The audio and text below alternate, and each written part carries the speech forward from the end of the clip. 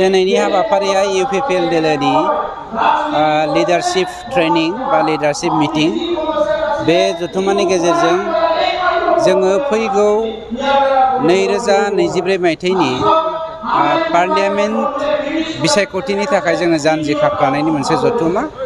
गतिके दिनैनि साना जों जे क'क्राझार बियाबावहाय एमपि बा पार्लियामेन्ट सिटखौ देरहानो हागोन बे थांखिजोंनो जोंनि दिनैनि हाबाफारिनि जागायनाय। बेसेबांसो मानसिफोरा बेयाव थुबुर जमा जादों? बेसेबां माने जोंनियावहाय टटेल 420 प्राइमारि दं, बेनिफ्राय गासै 10टा जिल्ला दं, बेनिफ्राय जोंनियावहाय 40टा ब्लक दङ। बेनि गासैबो वुमेन इउथ सेल गासैबो सेल आरो पेरेन्ट बडिनि दिनै बेयाव जथाय मोनसे जथुम्मा। बे समाव जोङो ससियेल मिडियायाव नुनो मोन्दों माखासे जायगाफोराव दासिमबो हानि पाट्टाखौ मोनाखै होननानै। बेनि सायाव नोंथाङा बे कुइसनखौ हाग्रामानावसो सोंनांगौ, मिथिबाय? हाग्रामाया 17 बोसोर बे बियाबनि सासे दैदेनगिरि जानानै बर' हारिखौ जे आथिं सिङाव आफाखि सिङाव गाग्लिनानै दोनदोंमोन, दिनै जोंनि समावहाय मानब गेदेर प्रमद बर' बिथांनि दैदेननायाव नोंथांमोनाबो मेडिया जानानै बुंनो हानाय मोन्थायखौ मोन्दों।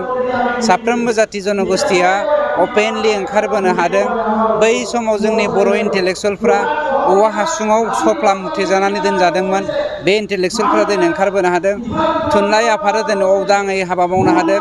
बर' गासैबो गौथुमारि आफादफोरा उदाङै हाबा मावनो हादों। बेनिख्रुइ साबसिन आं दसे उनाव धामाका होनो आं नंखायनो दहाय बुंदों, आं सिगाङाव मिडियायाव होना आंखौ बुंनो होग्रो होननानै। सार चिरांनि जाथायनि सायाव मा सोंबाय था। चिरांनि जाथायनि सायाव चिराङावलाय हाग्रामा बायदि दंफां सिखाव मुन बायदि बिबोनां दंफां सिखावनि थुलुंगानायावसो जादों। मानोना चिराङाव स्पेसियेलि आंनि एगेन्स्टआव बिपिएफआ नांना दं नालाय, बेवहाय खाम्फा मुन आरो हाग्रामाया नांथाबनानै दङ। खिन्थु बिथांमोना साक्सेसफुल जानो हाया। लावआ जेसेबांखि फिथाइ थायानो मानो बिलाइनि सिङाव थाखायो, जों बिलाइ बिसोरो लाव फिथाइ। दिनैनि मेलनि गेजेरजों गोदान थांखि लाना लाङा? जोंनालाय जेब्लायबो थांखियानो गोदानखा, गोजाम थांखिखौ जों लाखाया।